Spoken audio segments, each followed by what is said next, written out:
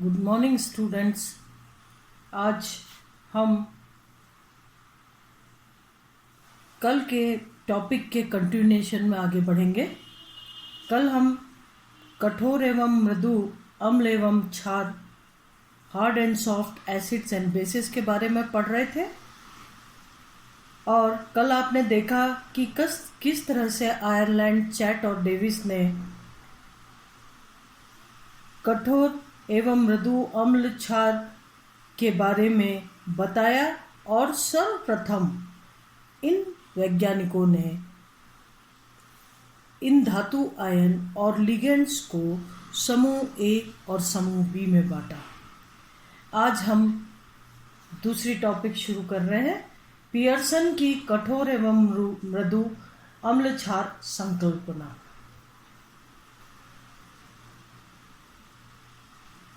Pearson की कठोर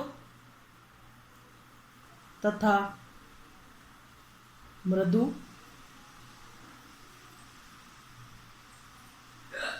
अम्ल क्षार संकल्पना, या उसको सिद्धांत भी कहा जा सकता है।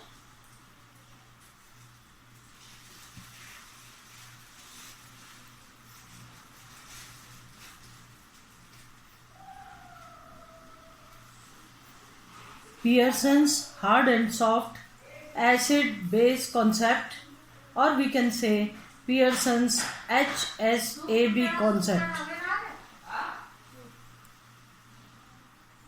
1963 में पियर्सन ने वर्ग ए तथा वर्ग बी के लिए दो नए पद क्रमशः कठोर तथा मृदु का प्रयोग किया।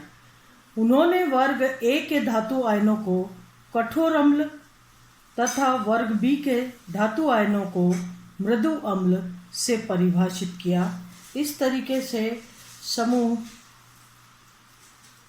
ए के धातु आयनों को कठोर अम्ल व समूह बी के धातु आयनों को मृदु अम्ल कहा, और इस तरीके से कठोर अम्ल और मृदु अम्ल पदों से क्रमशः उन्होंने परिचित किया पियर्सन ने। इसी प्रकार से नाइट्रोजन, ऑक्सीजन तथा फ्लोरीन, नाइट्रोजन, ऑक्सीजन तथा फ्लोरीन इन दाता परमाणु युक्त वर्ग ए के कठोर ए के लिगेंड जो कठोर क्षार कहलाए, और समूह बी के जो लिगेंड्स थे जो कि समूह बी की मृदु अम्ल के साथ अभिक्रिया करके स्थायी यौगिक बनाते हैं, वो मृदु क्षार कहलाए।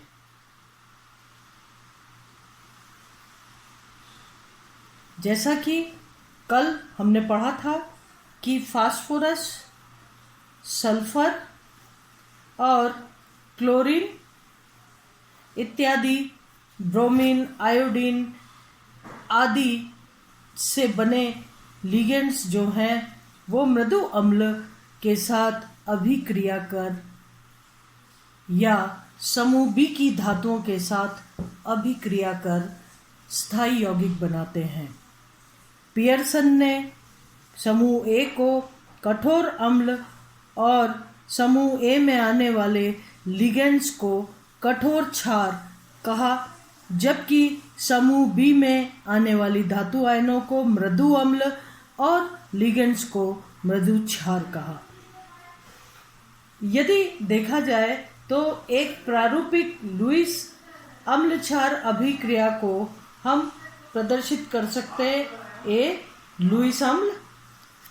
लुईस अम्ल है तो क्या होगा, ग्राही होगा, जबकि यदि बी को देखा जाए क्षार, ये हो गया लुईस क्षार,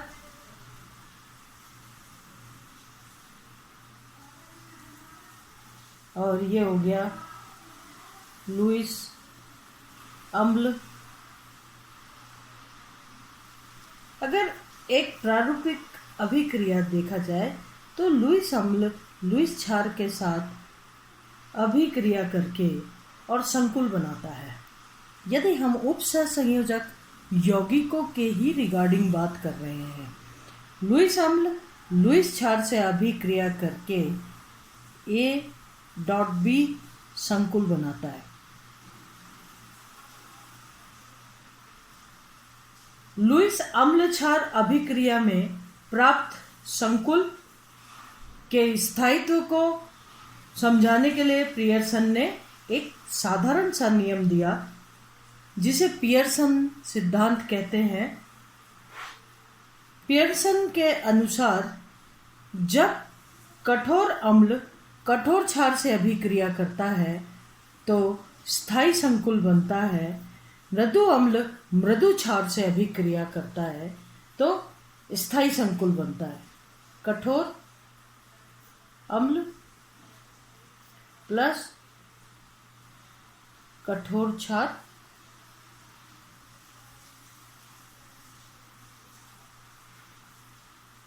स्थायी संकुल बनता है। यदि मृदु अम्ल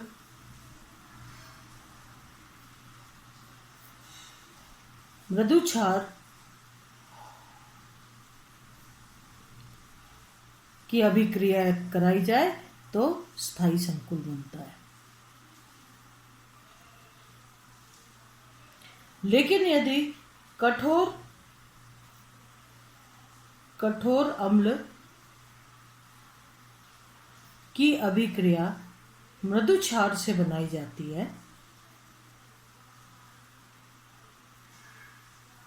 कठोर अम्ल की अभिक्रिया मृदु क्षार से कराई जाती है तो संकुल जो बनता है वो अस्थायी संकुल बनता है या कम स्थायी कह सकते हैं। दोनों ही चीज कम स्थायी संकुल बनता है। और इसी प्रकार से यदि मृदु अम्ल की अभिक्रिया कठोर क्षार से कराई जाए तो कम स्थायी यौगिक बनता है। ये सिद्धांत पियर्सन का है, जिन्होंने वर्ग ए और वर्ग बी की धातु आयनों का नाम क्रमशः कठोर व मृदु ये पद समूह ए और समूह बी के लिए दिए। समूह ए में जितनी धातुएं आ रही थी, धातु आयन आ रहे थे, उनको सबको उन्होंने कठोर अम्ल कहा और उन धातु आयनों के साथ स्थायी यौगिक बना रहे लिगेंड्स को कठोर क्षार कहा। इसी प्रकार से समूह बी के लिए उन्होंने मृदु अम्ल व मृदु क्षार का प्रयोग किया। धातु आयनें जो समूह बी के अंतर्गत आ रही थी उन्हें उन्होंने मृदु अम्ल का नाम दिया और उन धातु आयनों के साथ अधिक स्थायी यौगिक बनाने वाले लिगेंड्स को मृदु क्षार का नाम दिया। यदि एक अम्ल व क्षार कोई भी कठोर है या मृदु है, ये इस बात पर आधारित होता है कि वो किन अभिकारकों से क्रिया करने में वरीयता रखते हैं। जैसे यदि हम देखें तो अब हम क्या पढ़ रहे हैं, अम्ल तथा क्षार का कठोर एवं मृदु में वर्गीकरण। अम्ल व क्षार का कठोर एवं मृदु में वर्गीकरण। ये अगर इस टॉपिक को ही देखा जाए तो खुद अपने आप में कह रहे हैं कि हम यहाँ पर अम्ल और क्षार, कोई भी अम्ल या क्षार कठोर है या मृदु है, इस बात को अगर वर्गीकृत करना चाहें तो हम ये पाएंगे, ये देखेंगे कि कोई भी अम्ल क्षार कठोर है या मृदु है, वो इस बात पर आधारित होता है कि किन क्रिया कारकों से क्रिया करने को वरीयता देता है। यदि हम देखें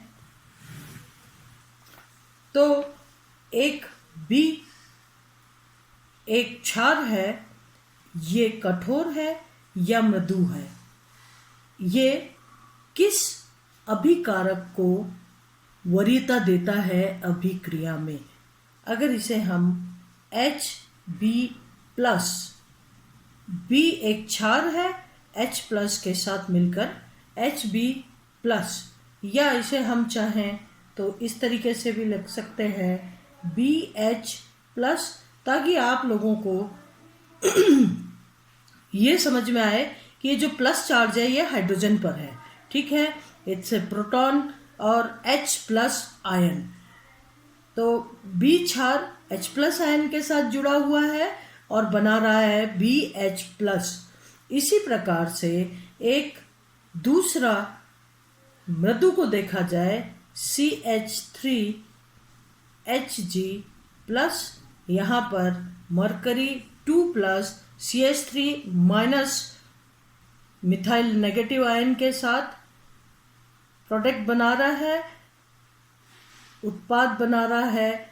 ये CH3Hg+, इस पर प्लस चार्ज है क्योंकि मरकरी का 2+ चार्ज में से एक CH3- चार्ज के साथ कैंसिल होने के बाद प्रोडक्ट है CH3Hg+, यानी मिथाइल मरकरी आयन। अगर इस अभिक्रिया की दिशा को देखें तो बनने वाला प्रोडक्ट जो है हम डिसाइड कर रहे हैं B जो क्षार है ये कठोर है या मृदु है। यहाँ पर ये BH+ यानी BH+ कठोर अम्ल के साथ जुड़ा हुआ है, जबकि यहाँ पर CH3Hg एक मृदु अम्ल है।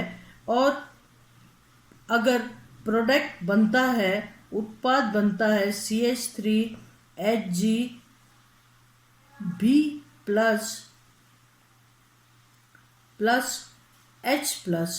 आयन।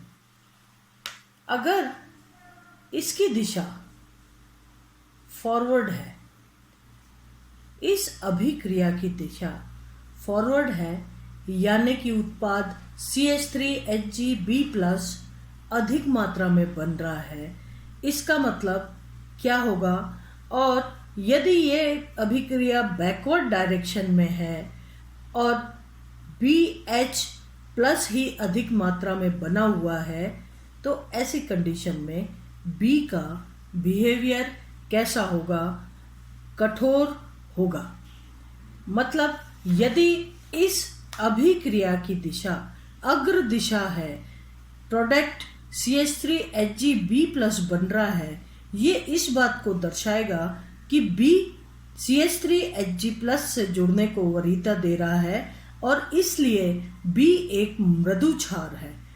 और यदि इस क्रिया की गति लेफ्ट हैंड साइड है यानी बैकवर्ड डायरेक्शन में है, BH+ बनने को वरीयता दे रहा है, B जो क्षार है वो H+ से जुड़ने को वरीयता दे रहा है, तो ऐसी कंडीशन में B जो है वो एक कठोर क्षार कहलाएगा, क्योंकि H+ कठोर अम्ल है और अगर H+ से जुड़ने को वरीयता दे रहा है तो B एक कठोर क्षार होगा। यहाँ पर H+ और CH3Hg+, ये जो दो अम्ल ले रखे हैं, H+ कठोर अम्ल है और Hg+ CH3Hg+ मृदु अम्ल है। ये मृदु अम्ल है जबकि H+ कठोर अम्ल है। H+ उच्चतम आवेश घनत्व, यहाँ पर हाइड्रोजन है, एक इलेक्ट्रॉन होता है और वो इलेक्ट्रॉन निकल गया, H+ आयन बन गया।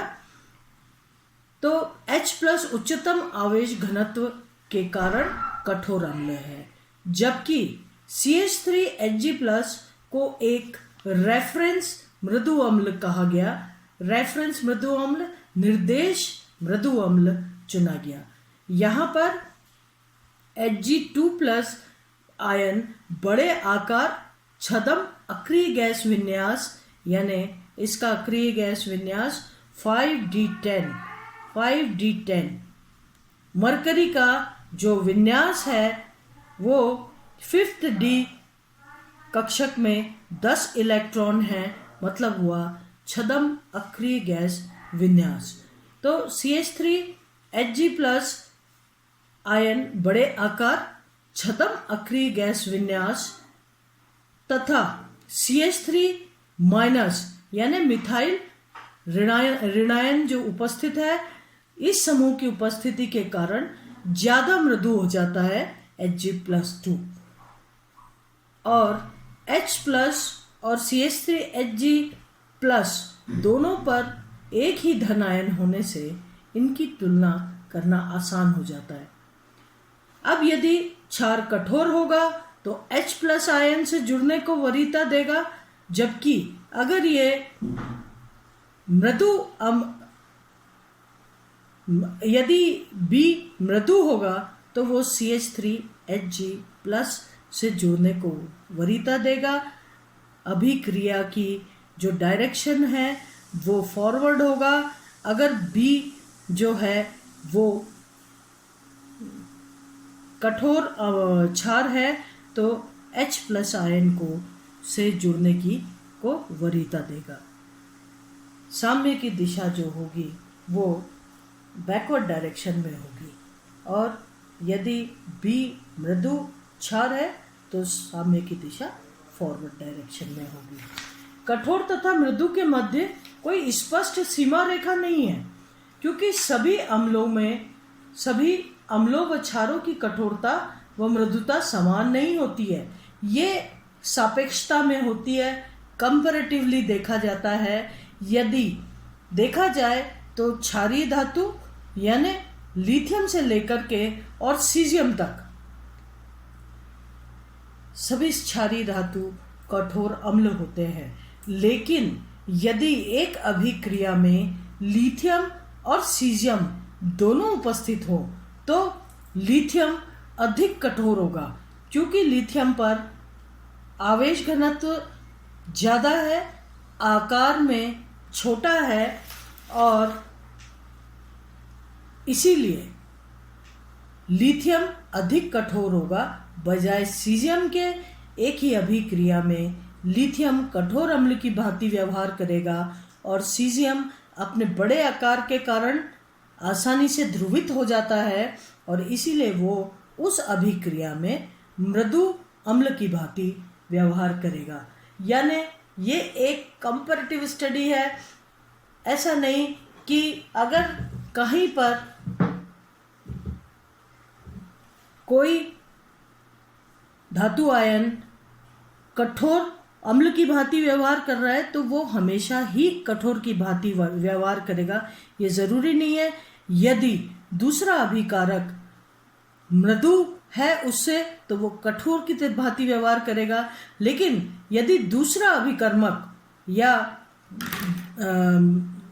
अम्ल अगर वो अधिक कठोर है तो वहाँ पर, जैसे मैंने अभी आपको उदाहरण के तौर पे लिथियम और सीजियम का उदाहरण दिया, अगर दोनों उपस्थित है तो सीजियम बड़े आकार के कारण कठोर अम्ल की श्रेणी में आना चाहिए, लेकिन लिथियम की उपस्थिति में वो मृदु अम्ल की भांति व्यवहार करता है, जबकि लिथियम छोटा आकार में उच्च धनावेश के कारण जो है कठोर अम्ल की भांति व्यवहार करता है।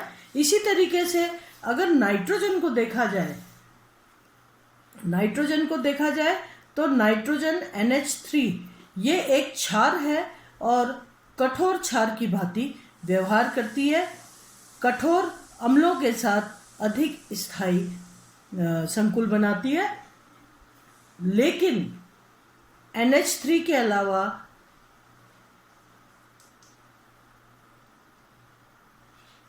अगर देखा जाए पिरिडिन में, तो पिरिडिन में भी नाइट्रोजन डोनर एटम होते हुए भी ये काफी मृदु है। ये मृदु क्षार की भांति व्यवहार करता है, जबकि NH3 कठोर क्षार की भांति व्यवहार करता है। नाइट्रोजन, ये जो नाइट्रोजन है इस पर उपस्थित ध्रुवणीय प्रतिस्थापी नाइट्रोजन परमाणु का व्यवहार को परिवर्तित कर देते हैं, यानी C5H5 इन की उपस्थिति में नाइट्रोजन मृदु क्षार के भांति व्यवहार करने लगता है और इसीलिए पिरिडिन के केस में नाइट्रोजन, पिरिडिन में अगर नाइट्रोजन उपस्थित है तो ये नाइट्रोजन मृदु क्षार की भांति व्यवहार करेगा, जबकि वही नाइट्रोजन जो है वो NH3 में भी उपस्थित है, लेकिन NH3 में ये कठोर क्षार की भांति व्यवहार करता है। यदि मृदु अम्ल तथा क्षारों की सूची देखी जाए तो कठोर अम्ल हमने पढ़ा था कल, ग्रुप समूह ए के जो धातु आयन हैं वो आकार में छोटे होते, उच्च धनावेश होता है। पोलराइजेशन पावर यानी ध्रुवण शक्ति उनकी ज़्यादा होती है, सामने वाले को आसानी से ध्रुवित कर देते हैं। और इस प्रकार के अगर धातु आयनों की लिस्ट देखी जाए तो लिस्ट में H+ आयन, ये H+ आयन कठोर अम्ल है। इसी तरीके से क्षारीय धातुएं, क्षारीय मृदा धातुएं, इनके अलावा देखा जाए स्कैंडियम 3+ यानी ट्रांजिशन मेटल्स के केस में देखा जाए स्कैंडियम 3+, लैंथेनम 3+, सीरियम 4+, अपने उच्च आवेश या उच्च ऑक्सीकरण अवस्था में धातु आयनें कठोर अम्ल की भांति व्यवहार करती है। इसी तरीके से सीमावर्ती ऐसी धातु आयन, जैसे अगर कठोर में देखा जाए तो हमने कल भी पढ़ाया था आपको कोबाल्ट 3+, इसके अलावा आयरन 3+, और इसके अलावा ये तो पढ़ा ही था H+, बेरिलियम 2+, एल्यूमिनियम 3+, ये सिलिकॉन 4+, यानी अपने उच्चतम धनावेश की उपस्थिति में ये कठोर अम्ल की भांति व्यवहार करती हैं। जबकि अगर देखा जाए तो यहाँ पर अगर कोबाल्ट 2+ उपस्थित है, आयरन 2+ उपस्थित है, ये बॉर्डर लाइन, ये तो कठोर अम्ल हैं ऊपर वाले, लेकिन ये अम्ल जो हैं ये बॉर्डर लाइन कहलाते हैं सीमावर्ती का मतलब होता है कभी तो ये कठोर की भांति व्यवहार करते हैं और कभी तो ये मृदु की भांति व्यवहार करते हैं। यदि कोबाल्ट 2+ के साथ कोबाल्ट 3+ उपस्थित है तो कोबाल्ट 3+ +3 ऑक्सीकरण अवस्था में कोबाल्ट जो है कठोर की भांति व्यवहार करेगा, कठोर अम्ल की भांति, और इसकी उपस्थिति में कोबाल्ट 2+ मृदु अम्ल की भांति व्यवहार करेंगे। और इसी तरीके से जैसे मैंने कहा कि लिथियम जो है की उपस्थिति में सीजियम जो है मृदु अम्ल की भांति व्यवहार करता है। इस तरीके से ये जो कठोर और मृदु बिहेवियर है ये एक तुलनात्मक अध्ययन है। ऐसा नहीं कि आयरन 2+ सदैव ही कठोर की भांति व्यवहार करे या आयरन 3+ सदैव ही कठोर की, अगर इससे कठोर अम्ल वहाँ उपस्थित है तो ये मृदु की भांति व्यवहार करने लगेगा, और जो ज़्यादा कठोर होगा प्रकृति में वो कठोर की भांति व्यवहार करेगा, दूसरा जो उपस्थित है वो मृदु की भांति व्यवहार करेगा। इसी प्रकार से यदि हम मृदु अम्ल की बात करें तो जैसे cobalt 3+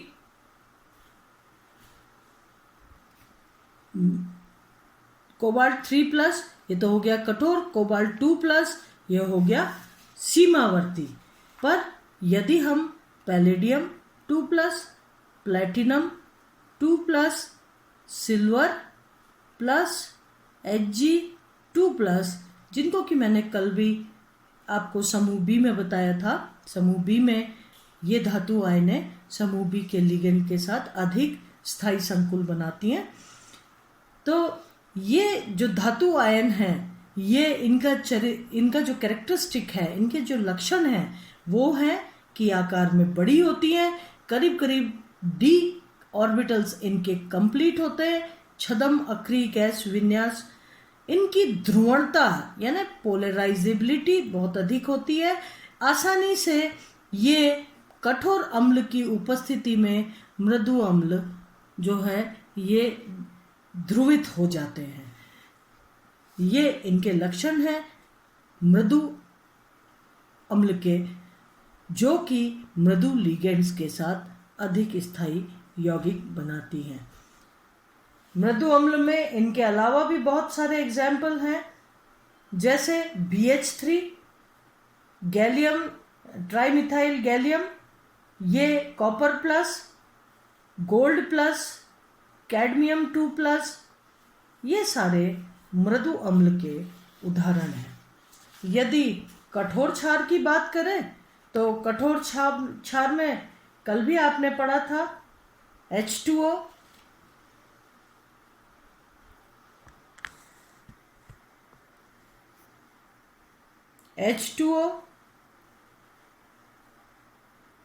NH3,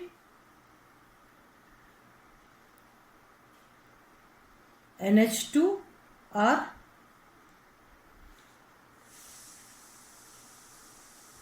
OH-, RO-,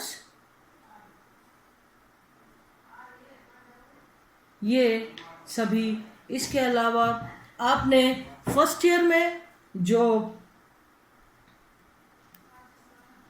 radicals निकाले थे प्रैक्टिकल में, फर्स्ट ईयर प्रैक्टिकल जब आपने किया था, आयनिक रेडिकल्स निकाले थे अम्लीय मूलक और भास्मिक मूलक, उनमें उनके जो मेंबर्स थे अम्लीय मूलकों के, जैसे acetate, carbonate, nitrate, phosphate, sulphate, chlorate, fluoride, chloride, ये सभी कठोर क्षार में आते हैं।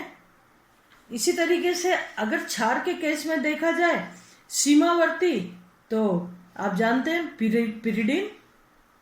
इसी तरीके से NO2 माइनस, NO2 क्या हो गया, नाइट्राइट माइनस, सल्फाइट, ब्रोमाइड, ये सब सीमावर्ती क्षार में आते हैं। मृदु क्षार में hydrides H-, R-, ethylene C6H5, cyanides, carbonyls, thiocyanate, ये सभी के सभी जो है ये मृदु क्षार में आते हैं। अब कल अगले लेक्चर में हम जो है सामर्थ्य और अम्ल व क्षार सामर्थ्य क्या होती है, इसको पढ़ेंगे। अम्ल क्षार सामर्थ्य को किस तरीके से अम्लता या क्षारीयता जो है सार्थकता से अलग होती है, ये हम कल नेक्स्ट लेक्चर में पढ़ेंगे। धन्यवाद।